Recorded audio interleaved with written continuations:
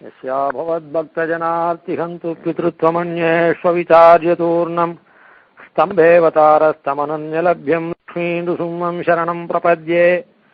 श्रीमान् वेङ्कटनाथार्य कवितार्के वेसरी वेदान्ताचार्यवर्यो मे सन्निधत्ताम् सदा हृदि। विष्णुश्रीप्रतनापतिम् षटरिपुश्रीनाथम् यामुनम् पूर्णमिश्रयतिराट् गोविन्दभट्टारका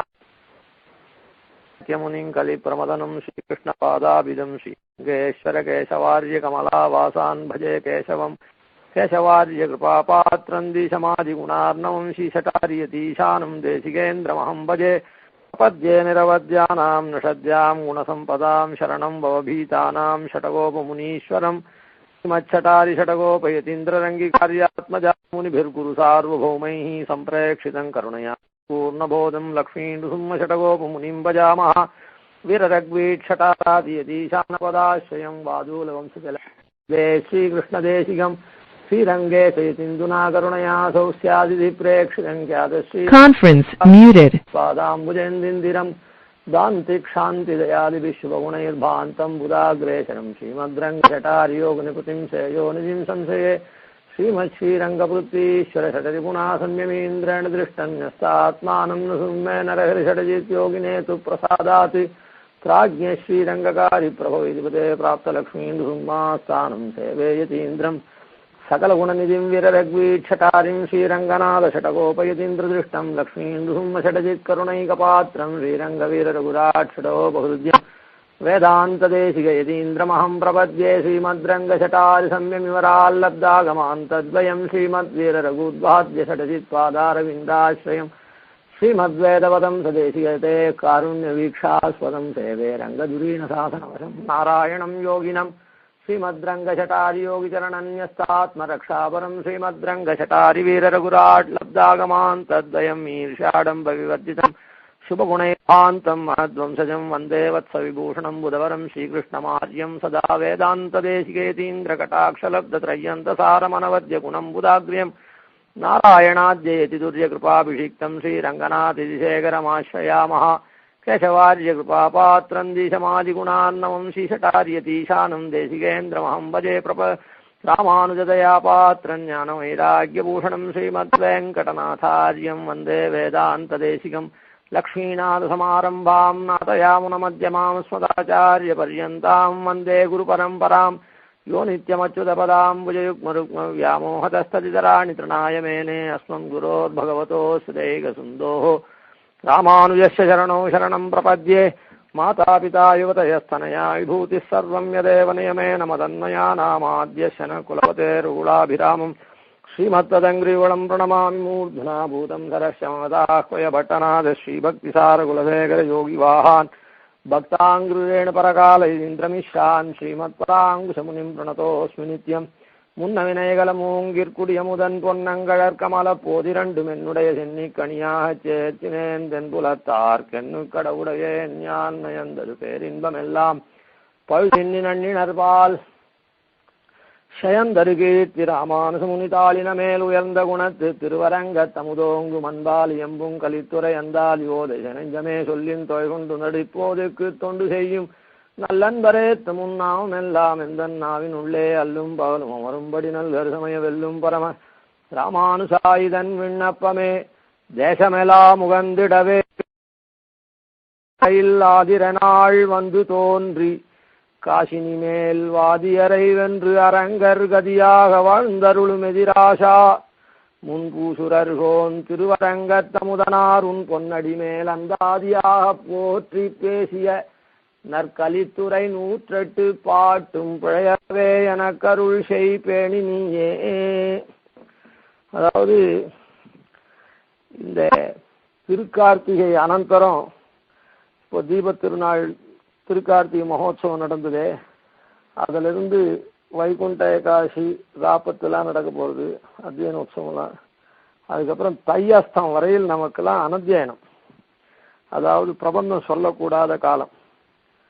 இந்த தேசமெல்லாம் முகந்திடவேன்னு இன்னைக்கு சொன்னது பிரபந்த சாரத்தினுடைய ஒரு பாசனம், அதாவது ராமானுஜ நூற்றந்ததிக்காக பாஷ்யக்காரருடைய ஆழ்வார்கள் ஸ்தானத்துல பாஷ்யக்காரருடைய பெயரை சொல்லி ஊரை சொல்லி அவதார தினத்தை சொல்லி அந்த பாஷ்யக்காரர் அருளி செய்ததான கிரந்தம் பொதுவில் ஆழ்வார் அருளி செய்ததான கிரந்தத்தை என்னன்னு சொல்லி அது எத்தனை பாட்டுன்னு சொல்லி எனக்கு அருள வேணும்னு கேட்கக்கூடியதுல இந்த இடத்துல பாஷ்யக்காரரை பத்தியே சொல்லி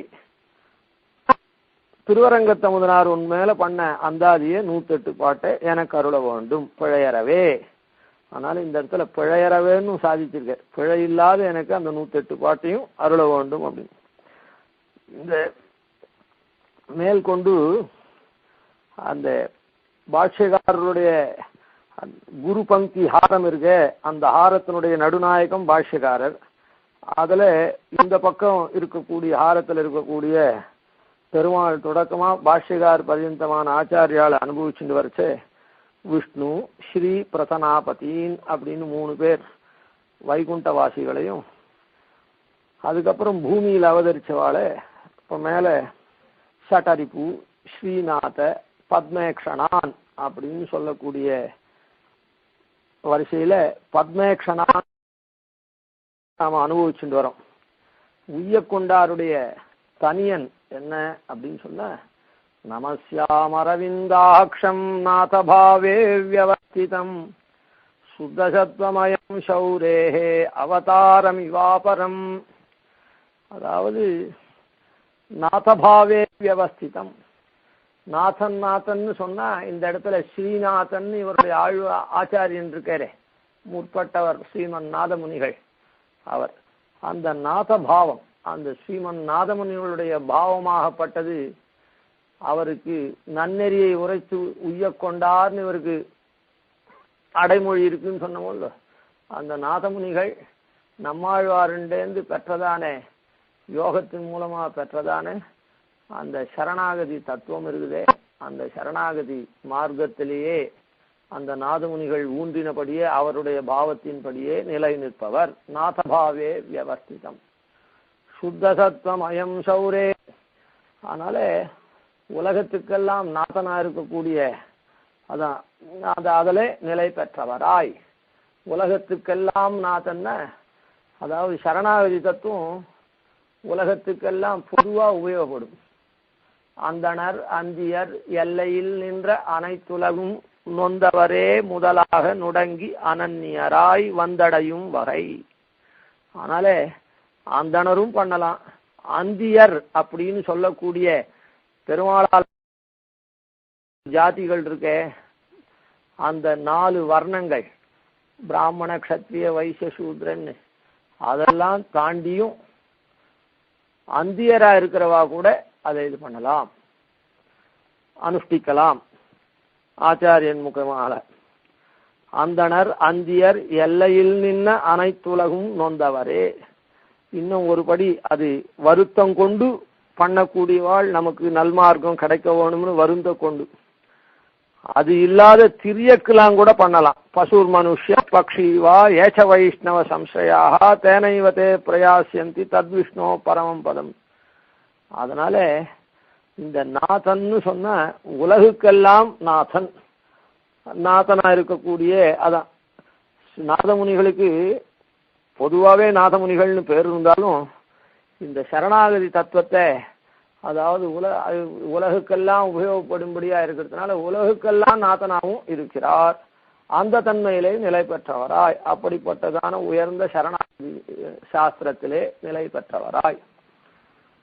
சுத்தசத்வமயம், அதுக்கப்புறம் தூய குணமே நிரம்பியவர். சுத்த சத்வம் அதாவது சத்வம் ரஜசு தமசு அப்படின்னு 3 குணங்கள். சத்வகுணம் நல்ல காரியம், அதாவது மேன்மையான வைதிக கர்மாக்கள் அவரவருடைய தன்மைகளில் நிற்கக்கூடியத கொடுக்கக்கூடியது சத்வகுணம். ரஜோகுணம்ன்றது கோபாதிகள்லாம் கொடுத்து தீர செயல்கள்லாம் புரியக்கூடியது ரஜோகுணம். தமோகுணம்ன்றது ஆலசியம் சோம்பல் அதெல்லாம் கொடுக்கக்கூடியது தமோகுணம். அதனால இந்த இடத்துல இந்த புண்டரீகாட்சர் உய்யக்கொண்டார் அப்படின்னு சொல்லக்கூடிய மகான் சுத்த சத்வமயம், சுத்த சத்வமயமா விளங்குகிறார். ஏன் சுத்த சத்துவமயமான இதுக்கு எல்லாருக்கும் அரசனா இருந்தாக்கா பக்ஷபாதம் பார்க்காம தான் இருக்கணும். அவளுடைய தன்மைக்கு தகுந்தா போலே கலந்து பரிமாறி அவரவர்களுக்கு உண்டான நன்மைகளை செய்யணுமா இருந்தாக்கா அந்த பாகுபாடே இருக்கக்கூடாது. அதாவது சமோகம் சர்வபூதேஷு நம நத்வேஷ்யோஸ்தி நம பிரியான்னு கண்ணன் கீதையில சொல்றானோ இல்லோ. அதனால சமோகம் சர்வபூதேஷு எல்லா பூதங்களிடத்தும் சமமா பாவிக்கிறாயும், அதுபோல பிரியன் துவேஷி அப்படின்ற எண்ணம் இல்லாம இருக்கணும். அப்படி இருக்கக்கூடியவர்களுக்கு தான் அந்த சத்துவகுணம் சுத்த சத்துவமா விளங்குறதுன்னு அர்த்தம். அந்த மாதிரி இவர் சுத்த சத்துவமா விளங்கக்கூடியவராய் சௌரேஹே அபரம் அவதாரமிவா. சௌரேஹே சௌரேஹேன்னா கண்ணன் சூரகுலத்தில் உதித்தவன், வசுதேவருடைய பிள்ளையான வாசுதேவன். அதோட கூட ஆஸ்ரிதாளுக்கு சுகமளிப்பவன் அர்த்தம். சௌரிஹின்னா ஆஸ்ரிதாளுக்கு சுகத்தை கொடுக்கக்கூடியவராய் இவர் அந்த கண்ணனுடைய அபரம் அவதாரமிவா. அபரம்னா மற்றொரு அவதாரமோ, கண்ணனே இந்த உய்ய கொண்டார அவதரிச்சிருக்காரோ. காரணம் என்னன்னா அந்த நாதபாவம் லோகத்துக்கெல்லாம் அரசனா இருக்கக்கூடிய தன்மையிலே நிலை பெற்றவரா இருக்கிறதுனாலேயும் சுத்த சத்துவமயத்தை கொண்டிருக்கிறதாலேயும் கண்ணனே இன்னொரு அவதாரம் கொண்டு வந்திருக்கிறானோ அப்படின்னு சொல்லக்கூடிய அரவிந்தாட்சம் நமஸ்யாமி. அரவிந்தாட்சர்னு இவருக்கு திருநாமம். புண்டரீகாட்சர். அரவிந்தாட்சம்னா அரவிந்தம்னா புண்டரீகம், புண்டரீகாட்சன். எம்பெருமானுக்கு புண்டரீகாட்சன்ற திருநாமம், இவருக்கும் புண்டரீகாட்சன்ற திருநாமம். இதுல ஒரு ஒற்றுமை விசேஷம் பார்க்கணும். அதனாலதான் சௌரேஹே அவதாரம் இவாபரம்னு சாய்ச்சிருக்கார். காரணம் என்னன்னா கண்ணனுடைய அவதாரம் புண்டரீகா குண விசேஷத்தினாலையும். இப்போ பெருமாளை நம்மாழ்வார் பிரார்த்திக்கச்சே பண்ட நாளாலே நின் திருவருளும் பங்கையத்தாள் திருவருளும் கொண்டு நின் கோயில் சீத்து பல்படிகால் குடி குடி வழி வந்தாட்செய்யும் தொண்டரோர் கருளி சோதிவாய் திறந்து தாமரை கண்களால் நோக்காய். அதாவது எம்பெருமான் பண்ட நாளாலே நின் திருவருளும் பங்கையத்தாள் திருவருளும் கொண்டு நாம இன்னைக்கு ஒரு நல்ல நிலைமை பெற்று இந்த மாதிரி பாஷ்யக்காரருடைய உற்சவம் பண்றதும், பாஷ்யக்காரருடைய ஸ்ரீசூக்தியையும் பாஷ்யக்காரரை பற்றின ஸ்ரீசூக்தியும் சேவிக்கிறதும், அதனுடைய அர்த்தானுசந்தானமா அனுபவிக்கிறதும், இதெல்லாம் நமக்கு ஒரு சதாச்சாரியனா இருக்கக்கூடிய ஆச்சாரிய சார்வபௌமனா இருக்கக்கூடிய ஐஷங்கருடைய அருள்னால நமக்கு கிடைச்சது அப்படின்னு சொன்னா இது இன்னைக்கு வந்ததில்லை. பண்ட நாளாலே நின் திருவருளும் பங்கையத்தாள் திருவருளும் கொண்டு ரொம்ப நாளா அந்த எம்பெருமானுடைய கிருபையும் பிராட்டியினுடைய கிருபையும் ரெண்டு பேருடைய கிருபையும் நம்ம மேல அப்படி பெருகின்றே வருது. அதுல நாம எவ்வளவுதான் அல்லாதன அந்த அவளுடைய கட்டாட்சம் விஞ்சி போய் இப்ப நாம இந்த மாதிரி நல்ல நிலைமையில் இருக்கும்.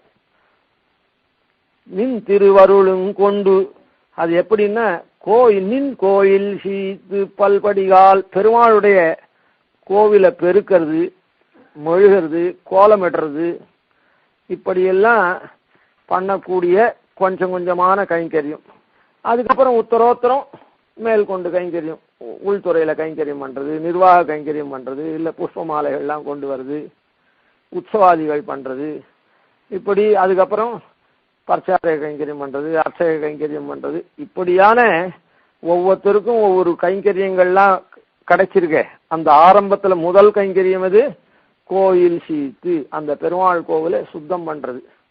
அதுல இருந்து படிப்படியா பல்படிகால் குடி குடி வழி வந்தாட்செய்யும், அப்படி பலபடியாக குடி குடியாக, நேற்று இன்னைக்கு இல்லை, நம்முடைய முன்னோர்கள் நாமோ அப்படின்னு வருஷல பண்ணக்கூடியதுக்கு அப்படிப்பட்ட தொண்டரோர் கருளி சோதிவாய் திறந்து உன் தாமரை கண்களால் நோக்காய். அதனால புண்டரீகாட்சனா இருக்கு நீ. அந்த இப்போ இப்படி வந்திருக்கவனே எதனால நோக்கணும் நீ? இப்போ இத்தனை நாளாவே நின் திருவருளும் கொண்டு பங்கையத்தாள் திருவருளும் கொண்டுன்னு சொல்லிருக்க. அப்படி படிப்படியா ஏறி வந்திருக்கிற என்னை இப்ப நான் என்ன ஸ்திதியில் இருக்கணும்? பெருக்கிற ஸ்திதியில இருந்தாலும் சரி, கோலம் போடுற ஸ்திதியில இருந்தாலும் சரி, எல்லாம் ரூபா கொடுத்து தான் உகந்த திவ்யதேசங்களில் அமுதுபடி திருமாலை திருவிளக்கு சமர்ப்பித்தல்ன்ற ரீதியில பண்ணாலும் சரி, இல்ல அக்ஷய கைங்கரியமே பண்ணாலும் சரி, என்ன பண்ணிட்டு வரமோ அந்த நிலையில இருக்கக்கூடிய நம்மை எம்பெருமான் என்ன அருளணும்னா தாமரை கண்களால் நோக்காய். அந்த ஆண்டாள் சொன்னாலே செங்கண் சிறுதே எம்மேல் விழியாவோ அப்படின்னு சொன்னாலும் இல்ல, அந்த மாதிரி அந்த செங்கண் புண்டரீகாட்சன் அந்த செந்தாமரை கண்ணை கொண்டு நம்ம நோக்கணும். செந்தாமரை கண்ணை கொண்டு நோக்கினான்னா நமக்கு மோட்சம் வந்துடும். அததான் அந்த இடத்துல ஆழ்வார் இது பண்றார். இவனுக்கு இதெல்லாம் தெரியாது, பக்தி யோகாதிகள்லாம் நமக்கு பண்ண தெரியாது. ஏதோ பல நாள் அதிருஷ்டம் எம்பெருமானுடைய அருளை கொண்டு இன்னைக்கு பெருக்குதல் முதலான கைங்கரியத்தை பண்றோம். அப்படிப்பட்ட எனக்கு உன்னுடைய தாமரை கண்களாலே நோக்க வேண்டும். தாமரை கண்ணால நோக்கினாக்கா இந்த தொண்டனுக்கு மோட்சம் சித்தம் ஏற்ற தேகாவசானத்துல அப்படின்றத அந்த இடத்துல நம்மாழ்வார் அருள்ற.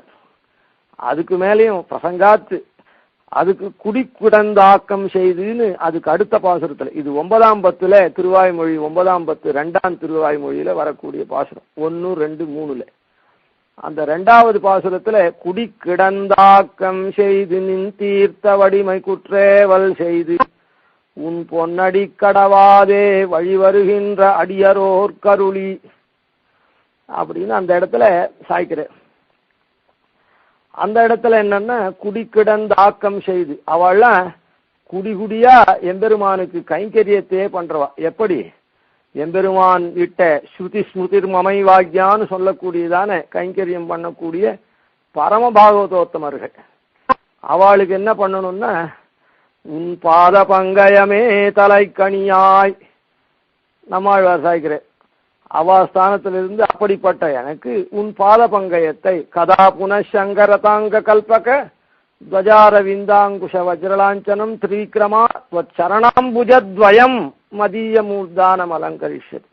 அதனால என்னைக்கோ ஒரு நாளைக்கு உலகளந்த வியாஜத்துல என்னுடைய தலையில உன்னுடைய திருவடியை பதிச்ச, இப்ப மறுபடியும் 2 திருவடியும் எப்ப பதிக்க போற அப்படின்னு பாரிச்சாரோல் ஆள வந்தார் ஸ்தோத்திர ரத்னத்துல.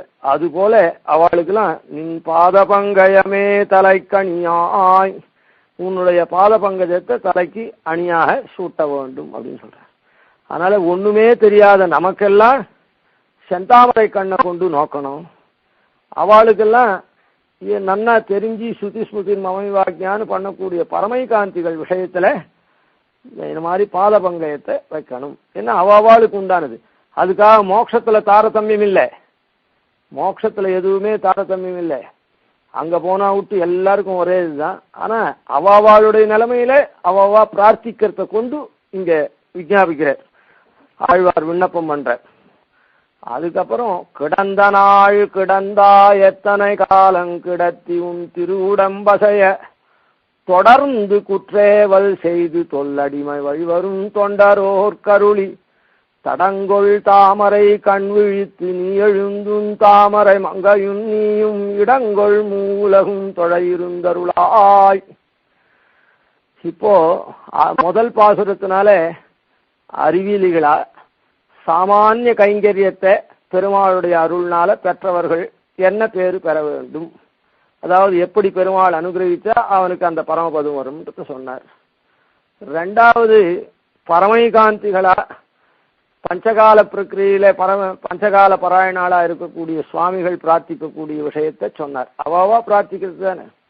இந்த இடத்துல தொடர்ந்து குற்றேவல் செய்து தொல்லடிமை வழிவரும் தொண்டரோர் கருளி, தொடர்ந்து குற்றேவல் செய்து, தொடர்ந்துன்னா விச்சேதமரன்னு அர்த்தம். இந்த இதுக்கு லட்சியபூதர் யாரா இருக்க முடியும்னா நம் சன்னதியில ஆஸ்தானத்தை வகிக்கக்கூடிய ஸ்ரீமதி அழகிங்கிறளா தான் இந்த பாசுரத்துக்கு இருக்க முடியும்.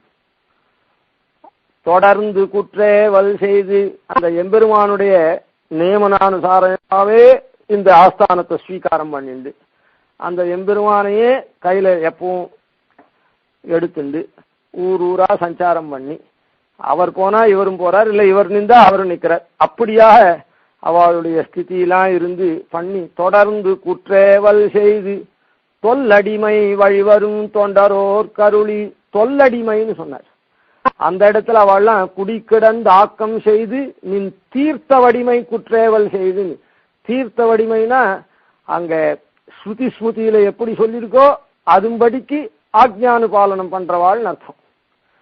முதல்ல சொன்ன சாமானியால சொல்லச்சே கோயில் சீத்து பல்படிகால் குடிகுடி வழிவந்தாட்சையும் சாமான்யமான கைங்கரியத்தை சொன்னார்கள்.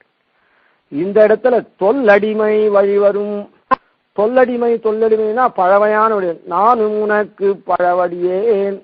அந்த பழவடியேன்னா என்ன அர்த்தம்னா நமக்கு அனாதி காலமா இருக்கக்கூடியதான ரைட்டுன்னு சொல்றமே அது. அது என்னன்னா நித்திய சூரிகளை போல கைங்கரியம் பண்றது. நித்திய சூரிகள்லாம் எப்படி கைங்கரியம் பண்ணுவான்னா இந்த ஸ்ருதி ஸ்மிருதியெல்லாம் பார்த்து கைங்கரியம் பண்ண மாட்டா. நித்திய சூரிகள்லாம் பண்ணக்கூடிய கைங்கரியம் ஸ்ருதி ஸ்மிருதிகளை பார்த்து பண்றதில்லை. இந்த ஊர்ல இருக்கக்கூடிய இந்த கர்மபூமியில் இருக்கக்கூடிய மகான்கள் தான் ஸ்ருதி ஸ்மிருதியை பார்த்து பெருமாளுடைய திருவுள்ளம் இது, அவனுடைய ஆக்ஞை இது, அதை மீறக்கூடாது அப்படின்னு பண்ணக்கூடியது. அதுதான் தீர்த்த வடிமைன்னு சாச்சார். நித்திய சூரிகள்லாம் நித்திய முக்தர்கள்லாம் பெருமாளுடைய குறிப்புனாலேயே அப்படியே தெரிஞ்சுப்பா. அவளுக்கு சாஸ்திரமே வேண்டாம். அந்தந்த க்ஷணத்துல பெருமாள் என்ன திருவுள்ளம் பத்துறார் அப்படின்றத அவளுக்கு நேரவே தெரியும். அதனால அப்படிப்பட்டவள் தான் தொல்லடிமை. இந்த தொல்லடிமை அதை போல எம்பெருமானுடைய திருவுள்ளத்தை அப்படியே அறிஞ்சி நாடோறும் சஞ்சாரம் பண்ணிண்டு அந்த நுசுமாராதத்தை தொழுது முப்போது முன்னடி வணங்கின்னு அபிமன இஜ்ய பானகாராதனங்களை பண்ணிண்டு கேவலம் அப்படி எம்பெருமான் யாரார தன்னுடைய கண்ணால நோக்கறானோ தாமரை கண்களால் நோக்காய் அப்படின்னு சொன்னாரே, அதாவது சின்ன சின்ன கைங்கரியம் பண்றவாளே, அந்த மாதிரி யாரார நோக்கறானோ அவளெல்லாம் சிஷ்ய வர்க்கமாக ஏற்றுண்டு. இப்போ மற்ற ஆச்சாரியெல்லாம் சிஷ்யனா ஏத்துக்கணும்னு சொன்னா பரீட்சை பண்ணி தான் ஏத்துக்கணும். அப்படி பரீட்சை பண்ணாத சச்சிஷ்யனா இருக்கானா இல்லையான்னு பார்க்காத ஏத்துண்டு உபதேசாதிகள்லாம் பண்ணா அவளுக்கே ஹானி வந்துடும். சிஷ்ய பாப்பம் குரோரப்பின்னு சொல்லிட்டு அதை சொல்லச்சே பிரம்ம வித்யை வருவது விசாரியாதே இந்திரனுக்கு உபதேசித்து தானும் மறந்து என்ன சதுர்முகன் பக்கலிலே கண்டுகொள்வதுன்னு சுவாமி ஜெயசிங் சாய்க்கிறார். அதனால கபட்டமா வரானா சிஷ்யன் நல்லவனா வரானா அப்படின்றத தெரிஞ்சுண்டு அதுக்கப்புறம் தான் சிஷ்யன் இடத்துல உபதேசம் பண்ணணும். அதாவது 1 வருஷமோ 6 மாசமோ 3 மாசமோ 1 மாசமோ அந்த மாதிரி பரீட்சை பண்ணி தான் சிஷ்யால ஏத்துக்கணும் அப்படின்னு சொல்லியிருக்கு. அதனால இந்த இடத்துல அப்படி இல்லை. ஏன்னா ஊர் ஊரா சஞ்சாரம் பண்ணுன்னு சொன்னா விட்டு இந்த ஊர்ல ஒரு சிஷ்யன் பெருமாளை சேவிக்க வந்தான்னா உடனே அவனை கை கொள்ளணுமே தவிர அவனுடைய பரீட்சை எல்லாம் பண்ணவே வேண்டியதில்லை. ஏன்னா பெருமாளுடைய திருவுள்ளம். அதுதான் தொல்லடிமை. அந்த நித்திய முக்தர்கள் போல இங்க இவாள் ஏன்னா சன்னியாசிகளா இருக்கோ இன்னும் சிஷ்யால சேர்த்துக்கவே முடியாது. சன்னியாசிகளா இருக்கிறோ ஏகாந்தமா இருக்கக்கூடியவா தான் அவ மோக்ஷாசிரமிகள்னு பேரு சன்னியாச ஆசிரமத்துக்கு. அதனால்தான் அத்வைத்திகள்லாம் சன்னியாசாசிரமம் கடைசி சமயத்துல ஆபத் சன்னியாசமான தான் மோட்சம் வரும் அப்படின்னு அவள்லாம் நினைக்கக்கூடியவா. இல்லைன்னா மோட்சம் வராது. ஏன்னா இவாள்லாம் கர்மபந்தத்துல பிரவருத்தி தர்ம பராளா இருக்காளோ இல்லோ கர்மட்டாளா கிரகஸ்தாள்லாம், அதனால அவளுக்கெல்லாம் மோட்சம் வராது அப்படின்னு அவளுடைய இது. அதனால சன்னியாசாசிரமம் வேணும் அப்படின்னு நினைக்கிறா. அந்த தத்துவமசின்னு ஞானம் வரத்துக்கு அந்த மாதிரி ஆசிரமம் வேணும் அப்படின்ட்டு. ஆனா நமக்கு எல்லா எதுல இருந்தும் மோட்சம் போறதுக்கு உண்டுன்றது நம்முடைய சித்தாந்தம் இருக்கட்டும். அப்படி இருக்க செய்தே தொல்லடிமை. அதனால தொல்லடிமைனா பெருமாள் திருவுள்ளம். இன்னைக்கு இவனை வரிச்சுட்டான் பெருமாள் அப்படின்னு தெரிஞ்சுடுத்துன்னா உடனே அவளுக்கு சமாஷண பரண்யாதிகளை பண்ணி கை கொள்றாளே அந்த ஒரு இதுதான் தொல்லடிமை வழிவரும். அப்படிப்பட்டவாள் எப்படி இருப்பா? நித்திய சூரியெல்லாம் பெருமாளை போலேயே தான் எல்லா வைபவமும் உடையவாள். நித்தியசூரிகள் பெருமாளை போலே வைபவம் உடையவாள். தம்மையே நாளும் வணங்கி தொழுவார்க்கு தம்மையே ஒக்க அருள் செய்வர். அதனால தம்மையே நாளும் வணங்கி தொழக்கூடியவாள் இருக்காளே, அப்படி இருக்கிறவாளுக்கு பெருமாள் எப்படி அருள் பண்றன்னா தன்னை போலே தம்மையே ஒக்க அருள் செய்வர். தனக்கு என்னென்ன இது உண்டோ சத்திர சாமராதிகள்லாம் அதே போலேயே அருள் செய்கிறான். அதனால்தான் நம்முடைய அழகிங்கருக்கு எம்பெருமானுக்கு என்னமோ அதே மாதிரி சத்திர சாமராதிகள்லாம் இல்லைன்னா சன்னியாசிகளுக்கு சத்திர சாமராதிகள்லாம் கூடுமோ கூடாது.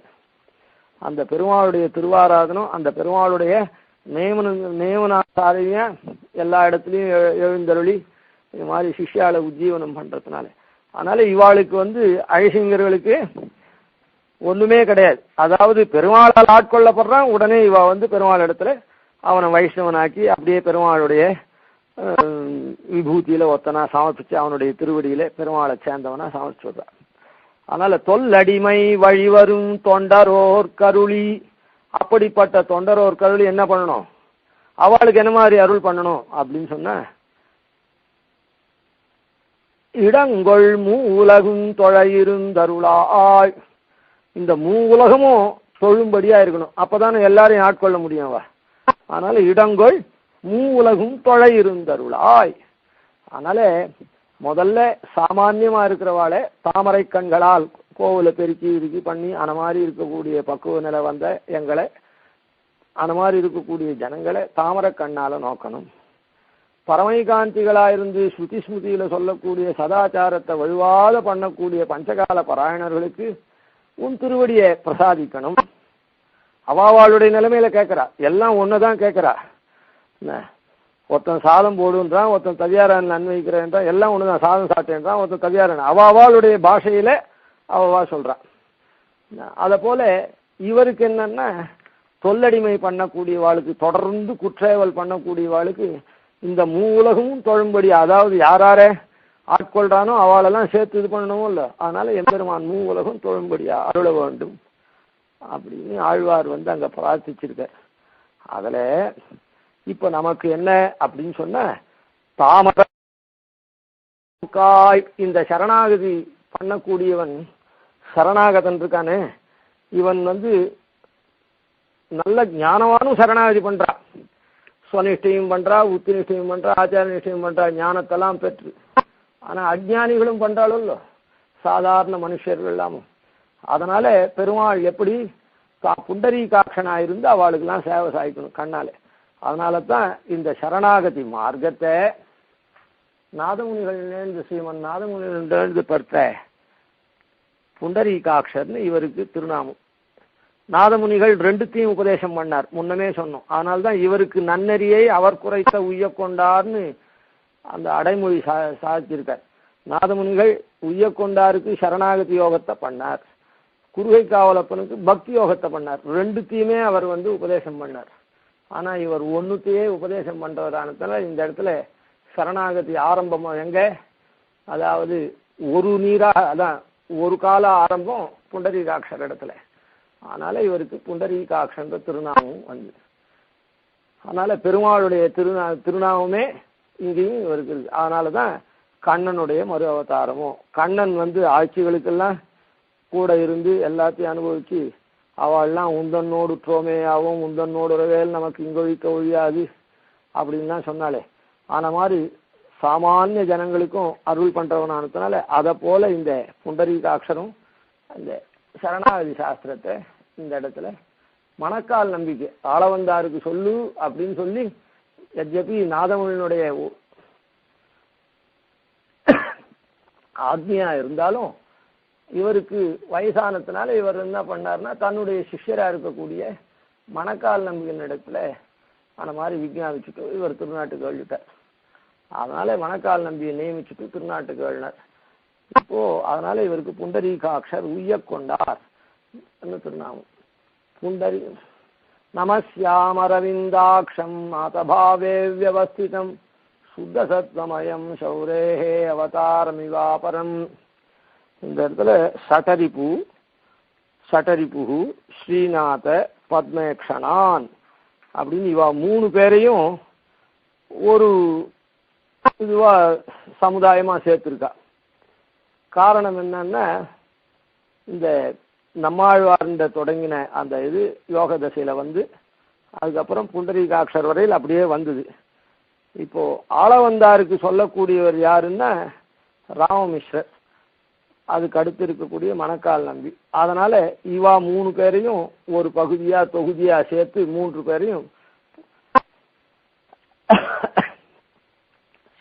பத்மேக்ஷனான் அப்படின்றத அந்த இடத்துல ஒன்று சேர்த்து சொன்னார்.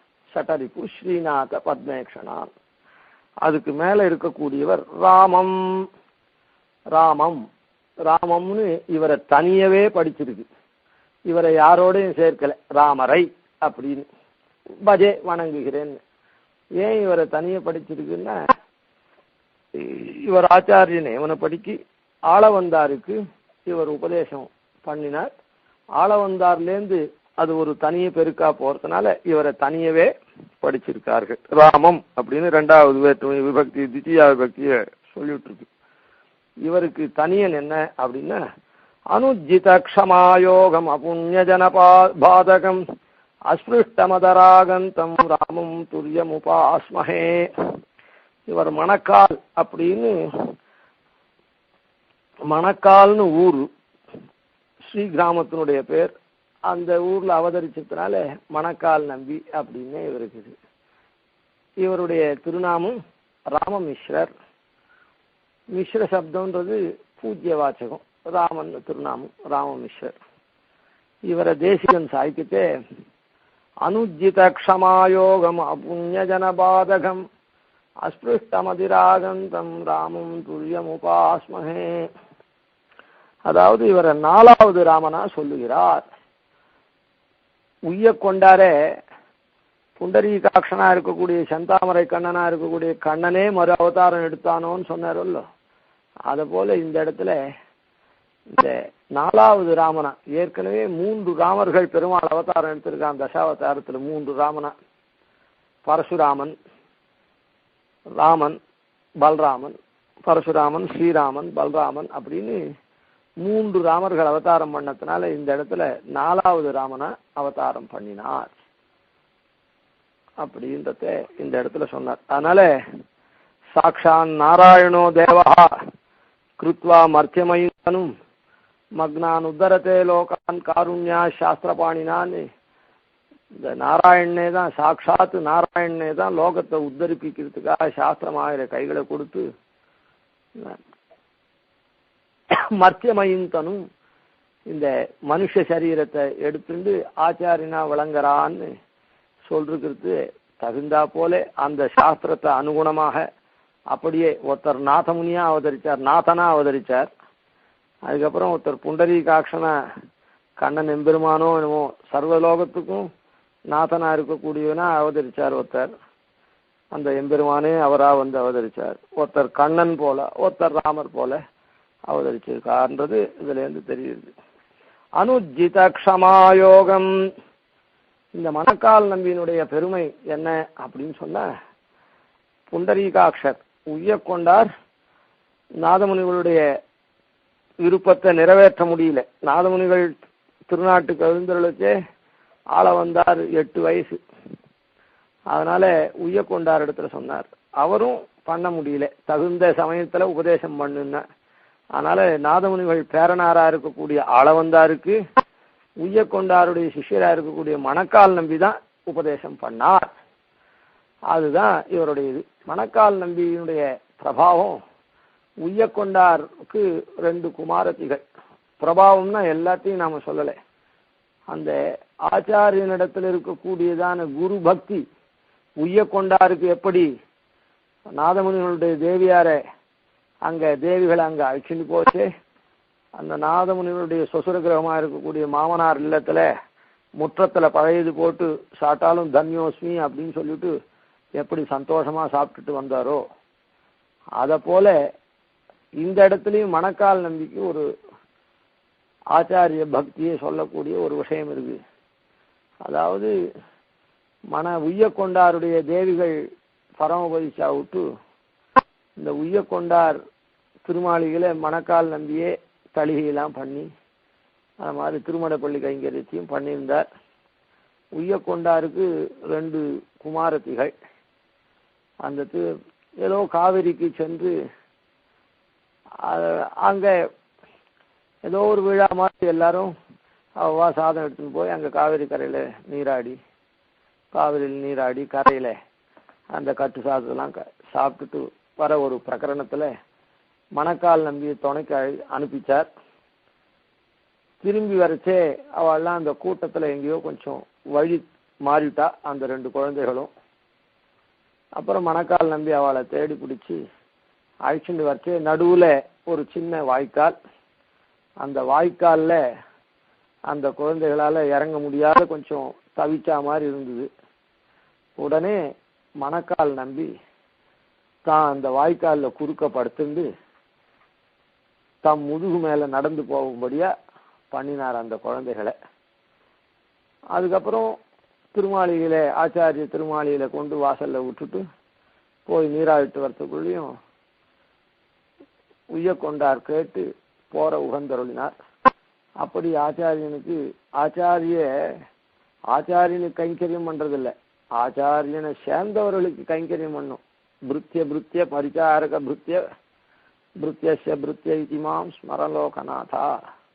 அடியார் அடியார் தம் அடியார் அடியார் தமக்கடியார் அடியார் தம் அடியார் அடியோங்களே அப்படின்னு தலைமுறைக்கா சப்த பர்வ துங்க வியவதான அப்படின்னு 7 தலைமுறை அடியார்களுக்கும் நாம கைங்கரியம் பண்ணணும் அப்படின்னு சொல்லிருக்கப்படியான சாஸ்திரத்துல நிலநின்ற மகா புருஷர்கள் நம்முடைய ஆச்சாரிய சார்வமானன்றதுக்காக இந்த அவரை பத்தி சிந்தனை பண்ணும்.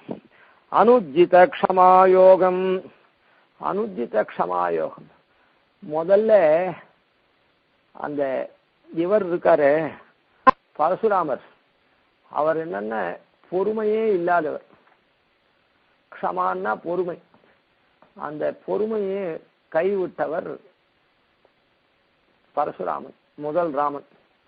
ஏன்னா ஜமதக்னி அவ அப்பா, அவர் தகப்பனார் இடத்துல கார்த்தவீரியன்னு இது பண்ணத்தினால அபச்சாரப்பட்டதுனால அந்த கார்த்தவீரியனை அவர் ஒடுக்கினார். அதை தெரிஞ்சுட்டு அவ குமாராள் ஜமதக்னிய கொன்னுட்டா. அதனால இவர் கோபப்பட்டு க்ஷத்ரிய பூண்டே இல்லாத பண்றேன்னு 21 இது பண்ணார். பக்க கௌரவ பட்டண பிரபுதய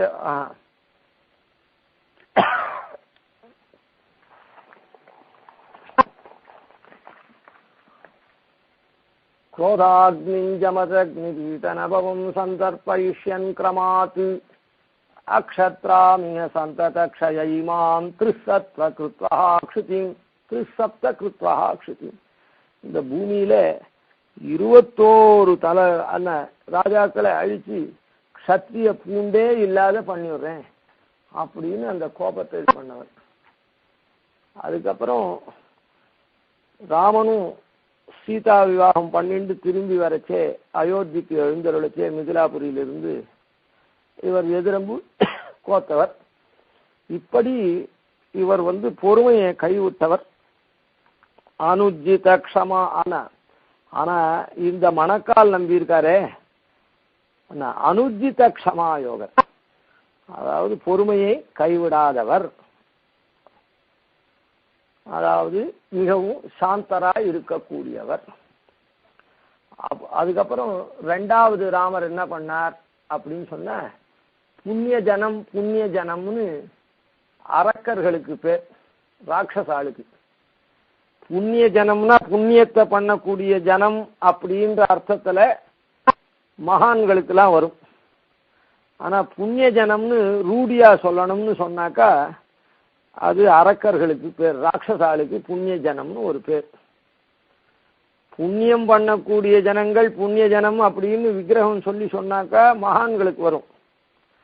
அப்படி இல்லாம கேவலம் புண்ணிய ஜனம் அப்படின்னு சொன்னா அது நேரடியா அரக்கரை குறிக்கும். அந்த புண்ணிய ஜனங்களுக்கெல்லாம் பாதகத்தை பண்ணவர் ஸ்ரீராமன். அதாவது தண்டகாரண்ய ரிஷிகள்லாம் இது பண்றதுக்காக அங்க இதெல்லாம் இது பண்ணார். கௌசிகன் வேள்வியை காக்கிறதுக்காக மாரீச்ச பிரபுதிகள் எல்லாரையும் இது பண்ணார். அதனால எல்லாரையும் அரக்கர்லாம் நாடி தடிந்திட்ட பிராணத்தினால அவர் புண்ணிய ஜனங்களுக்கு பாதகம் பண்ணவர். இவர் என்னன்னா அபுண்ணிய ஜனமா தான். புண்ணிய ஜனத்துக்குன்னா புண்ணியம் பண்ண ஜனங்களுக்கு இவர் பாதகம் பண்ணாதவர் அப்படின்னு ஒரு அர்த்தம். அதே போல அரக்க குணமுடையவாளுக்கும் இவர் பாதகம் பண்ணாதவர் அப்படின்னு சொல்லலாம். ஏன்னா நாமெல்லாம் எப்படி இருக்கோம், தீய குணத்தோடவே தான் இருக்கும். அந்த தீய குணத்தோட இருக்கிறவாளுக்கு நாமெல்லாம் தண்டிக்கப்பட வேண்டியவர்கள். ஆனாலும் இவர் அந்த நாதமுனிகளுடைய அந்த கீதார்த்தங்கள்லாம் அவர் சாதிச்ச அர்த்தங்கள்லாம் ஆளவந்தாருக்கு உபதேசம் பண்ணினதுனாலதான் நமக்கு இன்னைக்கு எவ்வளவு தீயவராக இருந்தாலும் சரணாகதியை பண்ணி நாம மோக்ஷாந்த ஐஸ்வர்யத்தை நிரந்தரமான ஆனந்த அனுபவத்தை பெற முடியுது. ஆனால் இவர் அரக்க சுபாவம் உள்ளவாளுக்கெல்லாமும் தீயத்தை பண்ணாதவர், தீயதன அதனால பாதிப்பு ஏற்படுத்தாதவர். அதனால புண்ணிய ஜனத்துக்கும் பாதிப்பு ஏற்படுத்தாதவர், அரக்க சுபாவம் உள்ளவாளுக்கும் பாதிப்பு ஏற்படுத்தாதவர். அதனால ராமனை காட்டிலும் இவர் வேறுபட்டவர். அஸ்பிருஷ்ட மதராகம் தம் அஸ்பிருஷ்ட மதராகம். அதுக்கு அடுத்தது என்னன்னா, பலராமன் என்ன பண்ணார் அப்படின்னு சொன்ன மதுபானமெல்லாம் பலராமன் பண்ணுவார். அதனால வெறி, ஆசை இதெல்லாம் அவருக்கு உண்டு. செம்ம நிறம், மத ராகம் இது ரெண்டும் அவருக்கு உண்டு. இது இவரிடத்துல கிடையாது, மதராகமே கிடையாது. அதாவது மதுபானத்தினால வந்த அப்படின்னு சொன்னா, இந்த ஆளவந்தாருக்கு இவர் தான் அந்த ரங்கநாதனை காண்பிச்சு கொடுத்தவர். அந்த மாதிரி தவாமிருத சந்தினி பாத பங்கஜே அப்படின்னு சொல்ற இடத்துல அந்த பெருமாள் திருவடியிலேருந்து தேன் ஒழுகிறது. அந்த தேன் பெருகிறத இவர் பருகிறார். அதனால எம்பெருமானுடைய குணங்கள்ல ஆழ்ந்தவர். அதனால எம்பெருமானுடைய திருவடியிலேருந்து பெருகக்கூடிய தேனை இவர் பருகினாலும் அவர் பருகிற மது இருக்குதே அது வெறியும் ராகத்தையும் ஆசையும் கொடுக்கக்கூடியது. இவரது அந்த மாதிரி இல்லை. அதனால மதுவினால வெறியோ அதுவோ இதுவோ இவருக்கு வந்தவர் இல்லை. அதனால பலராமனை காட்டிலும் இவர் வேறுபட்டவர். அஸ்பிருஷ்ட மதராகம். பலராமனுக்கு அந்த செருக்கு ஆசை எல்லாம் உண்டு. அந்த இதனால மதுவை அருந்ததுனால, இவர் பெருமாளுடைய திருவடியில் இருக்கிற மதுவை அருந்ததுனால, தேனை அருந்ததுனால இவருக்கு அந்த மாதிரி செருக்கு ஆசையெல்லாம் அற்றவரா விளங்கினார். அதனால இந்த 3 ராமன்களிடத்தில் இருக்கக்கூடிய குறைகள் இருக்கே, அந்த குறைகள், முதல் ராமனிடத்துல க்ஷமா யோகமே இல்லாதவர், அது இவர் க்ஷமையை கொண்டவர். 2வது ராமன் புண்ணியஜனமா இருக்கக்கூடிய அரக்கருக்கெல்லாம் அரக்கரை நாடி தடிந்துட்டுன்ற ரீதியில தீங்கு பண்றவர். இவர் அரக்க சுபாவம் உள்ளவாளுக்கு கூட தீங்கு பண்ணாத இருக்கக்கூடியதான சரணாகதி மார்க்கத்தை உபதேசம் பண்ணதுனால, அதனால அவருக்கு அரக்க சுபாவம் உடையவருக்கு தீங்கு பண்ணாதவர். எதபி புண்ணிய ஜனங்களா இருக்கக்கூடிய புண்ணியத்தையே பண்ணக்கூடிய சாது ஜனங்களுக்கும் இவர் நல்லவரா இருந்தவர், தீங்கு பண்ணாதவர். அதுக்கப்புறம் பலராமனை போல மதுவை சாப்பிட்டுட்டு வெறியோட கூட ஆசையோட கூட செருக்கால அப்படி இல்லாதபடிக்கு இவர் பெருமாளுடைய தேனை அருந்தினால இவர் அந்த மதராகங்கள்லாம் தவிர்த்தவர். அஸ்பிருஷ்டம், அது சம்பந்தமே இல்லாதவர். அப்படிப்பட்ட தம் ராமம் துரியம் 4வது ராமனை உபாஸ்மஹே வழிபடுகிறோம் அப்படின்றத இந்த ஸ்லோகத்துல சாதிச்சார். அதனால மணக்கால் நம்பி இவர் ஒரு அபராவதாரமாக எல்லா ராமர்களை காட்டிலும் வேறுபட்டவராக விளங்கக்கூடியவர். இவரை தனியவே ராமம் அப்படின்னு மற்றவாளோட சேர்க்காம படிச்சுட்டார். அதாவது முன்ன இருந்தவர் வரையில் அதை ஒரு சேர பண்ணியிருந்தார். ஆனா ஆளவந்தாருக்கு இவர் தான் உபதேசம் பண்ணார். இப்ப ஆளவந்தார்லேருந்து பட்டர் பர்யந்தம் மேல ஒன்னா படிக்கிறார்.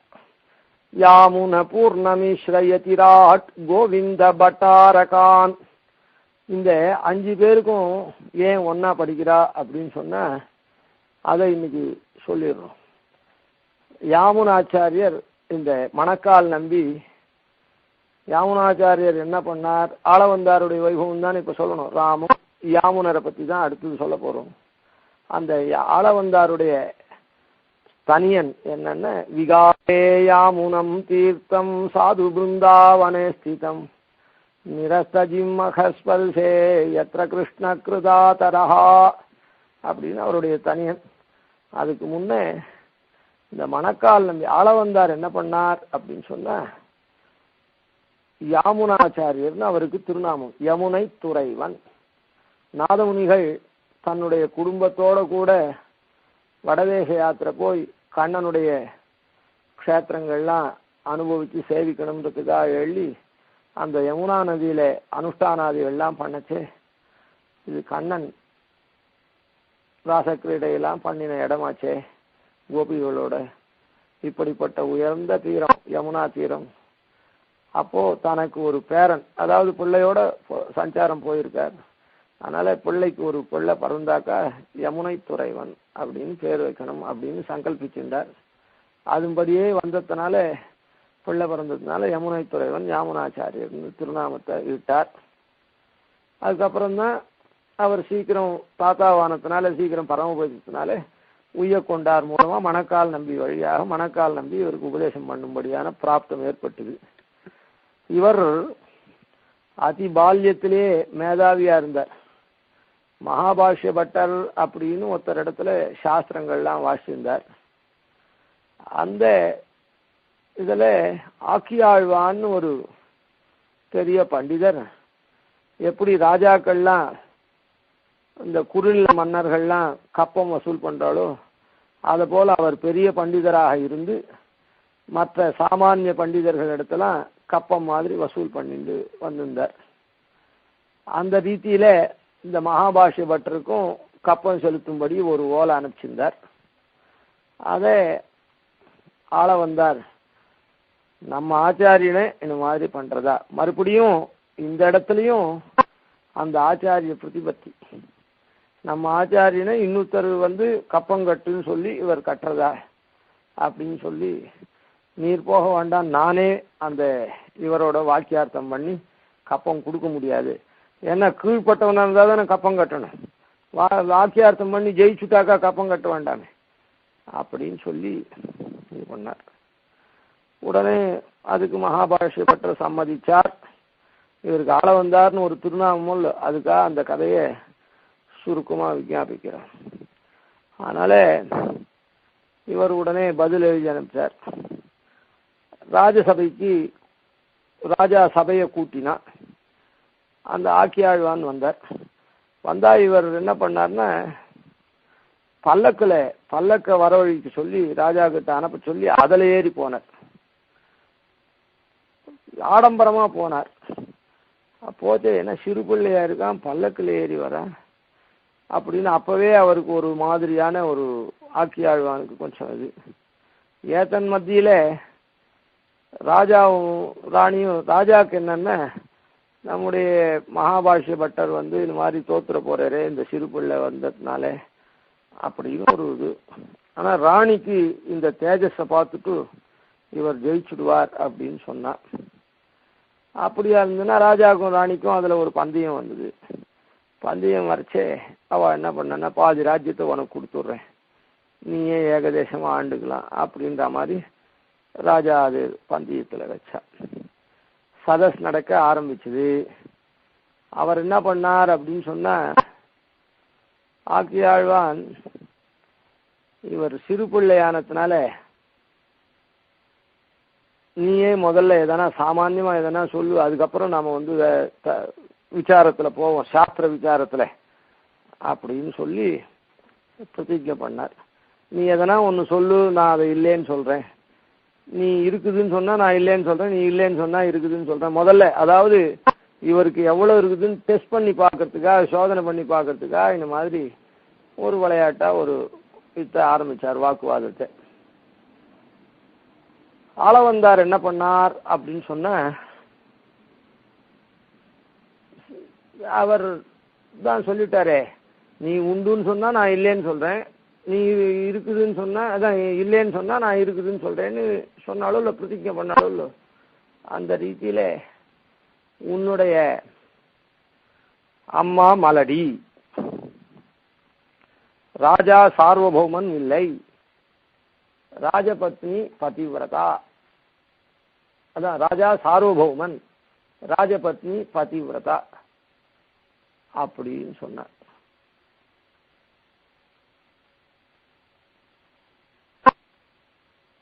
அதாவது இதுல என்னன்னா, இவர் என்ன சொல்றாரோ அவர் மாத்தி சொல்லணும், இல்லைன்னு மறுக்கணும். அதனால இப்ப என்ன ஆயிடுத்துன்னு சொன்னா, உன்னுடைய தாயார் மலடி அல்லன்னு இவர் சொல்லிட்டார். அப்போ ஆட்சியாழ்வான் என்ன சொல்லணும், என்னுடைய தாயார் மலடின்னு சொல்லணும். அவர் தான் பிள்ளையே இருக்காரே, அதனால மலடின்னு அவரால் எப்படி சொல்ல முடியும்?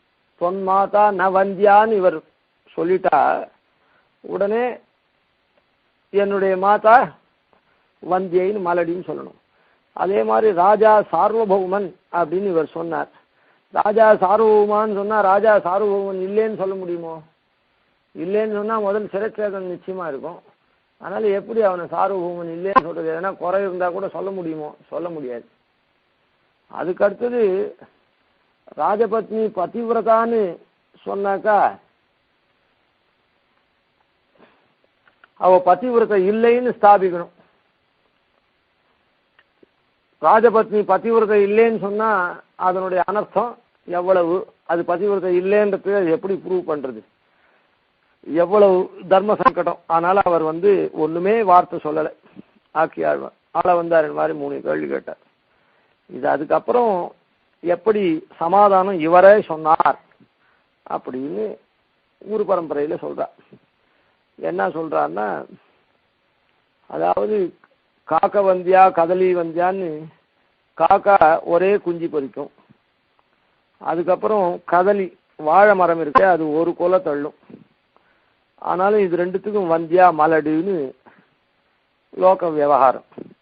அதனால ஆக்கியாழ்வானும் ஒரே பிள்ளை அவர் தாயா இருக்கான், அதனால மலடின்னு சொல்லலாம் உங்க தாயாரே. இவர் இல்லைன்னு சொன்னாரோ இல்லோ, அவர் மலடின்னு சொல்லலாம் அப்படின்றத ஆள வந்தாரே அவருக்கு உத்தரமா சொன்னார். அப்படி ராஜா சார்வபௌமன் இவர் சொல்லிட்டார். இப்ப இல்லைன்னு சொல்லணும், அதுக்கு இவரே மறுபடியும் பதில். அவர் தான் ஆக்கியாழ்வான் ஒன்றும் சொல்லலை. என்ன சொன்னார் அப்படின்னு சொன்ன, அதாவது நான் எல்லா இடத்துலையும் கடலால சூழப்பட்ட பெரிய பிரதேசம் இருக்குதே, அதுதான் அரசாள்றவன் தான் சார்வபௌமன் பேர்.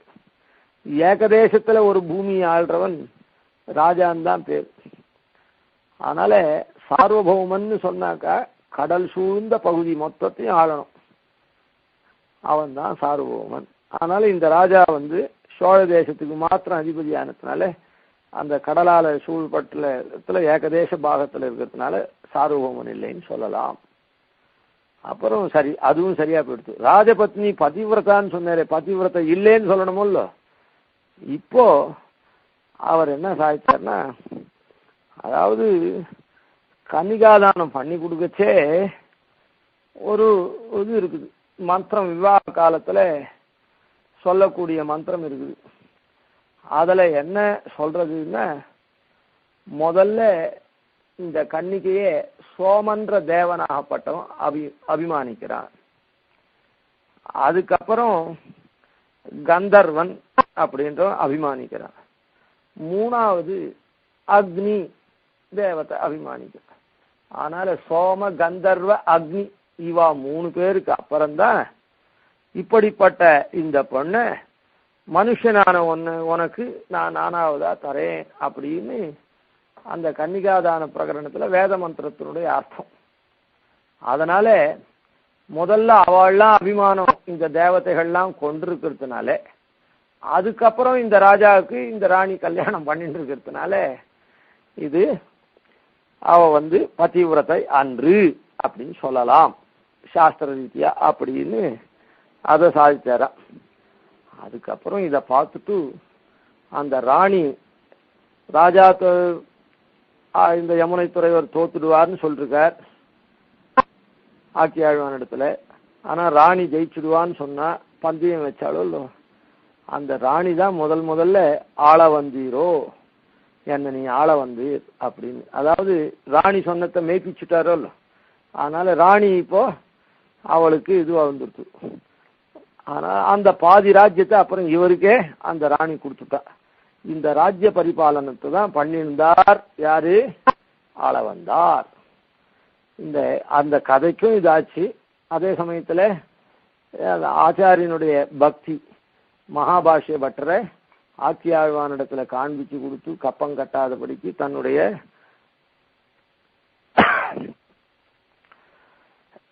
ஆச்சாரிய குருவை காப்பாற்றினவர். அதனால இப்படிப்பட்ட ராஜ்யத்தை இவர் பரிபாலனம் பண்ணிட்டு அப்படியே இருந்ததுனால மகா மேதாவி, அதுல ஒன்றும் சந்தேகம் இல்லை. ராஜ்ய பரிபாலனம் பண்ணிட்டதுனால இந்த வேதாந்த விஷயங்கள்ல அப்படியே இருந்துட்டார், ஒன்னும் கண் வைக்காம இருந்துட்டார். மணக்கால் நம்பிக்கும் திருநக்ஷத்திரம் அதிகமா ஆச்சுது.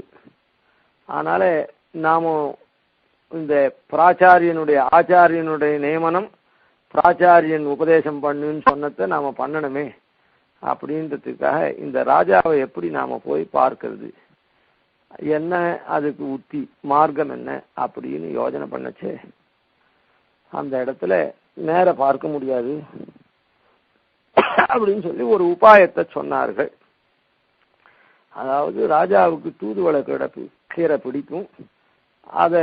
அதான் இவரா கேட்டார் ராஜாவுக்கு என்ன பிடிக்கும்னு, தூதுவளை கீரை. அந்த தூதுவளை கீரையை ஒரு 6 மாச காலம் அப்படி கொண்டு அந்த மகானச புருஷன் தளி பண்றவாழ் இடத்துல கொடுத்திருந்தார். அதை ராஜாவும் நிச்சயம் போக்கியமா அவன் செஞ்சிருந்தார், ராஜாவான யமுனை துறைவர். அதுக்கப்புறம் அவளை கேட்டார். ராஜா நன்னா இருக்குதுன்னு சாப்பிட்டு இருக்கார், அவ்வளவுதான் பதில். உடனே என்ன பண்ணார், சரி இப்படி போகத்துல அப்படியே மூழ்கிருந்தா நன்னா இருக்குதுன்னு சொல்லிட்டு இருந்தா இது என்னைக்கு முடிவுன்னு சொல்லிட்டு அந்த தூதுவளை கீரையை கொடுக்கறத 2 நாளைக்கு கொஞ்ச நாளைக்கு நிறுத்தினார். உடனே ராஜா வந்து ஏன் தூதுவளை கீரை பண்ணலையா அப்படின்னு அந்த மகானச பரிச்சாரகர்களை கேட்ட உடனே, இல்லை யாரோ ஒரு சுவாமி கொண்டு வந்து கொடுத்திருந்தார், அவர் கொடுக்கல அதனால பண்ணலை அப்படின்னு சொன்னாலாம். ஓஹோ, அந்த சுவாமி யாரு, ஏன் கொடுக்கல அவரை விசாரி அப்படின்னு சொல்லி இது பண்ண உடனே அதனால ராஜாவனுடைய சமாகமும் இவருக்கு கிடைச்சது. கிடைச்ச உடனே மணக்கால் நம்பி ஆள வந்தார். ராஜா அதான் யமுனை துறைவராக இருக்கக்கூடிய யாமுனாச்சாரியர் ராஜாவா இருக்கிறது ராஜசபைக்கு போய் ராஜாவை பார்த்தார்.